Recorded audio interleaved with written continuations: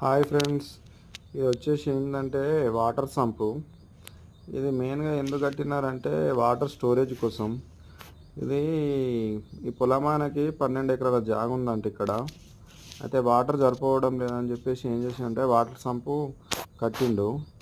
ఈ water sump పొడవు వెడల్పు వచ్చేసి ఏంటంటే 34 ఫీట్ల పొడవు, 35 ఫీట్ల అడ్డము. హైట్ వచ్చేసి 10 ఫీట్ల హైటు. అయితే బోర్ వాటర్ సరిగ్గా పోస్తలేవంట. స్టోరేజ్ కోసం ఏం చేసిండంటే 9 ఇంచుల మాల్తోటి 4 మూలలు మొత్తం సంపులాగా పోసిండు. ఇది మెయిన్గా ఎందుకంటే వాటర్ని స్టోరేజ్ చేయడానికి, కింద మళ్ళీ బెడ్ వేస్తే వాటర్ నిల్వ చేసుకోవడానికి పనిచేస్తుంది అన్నట్టు.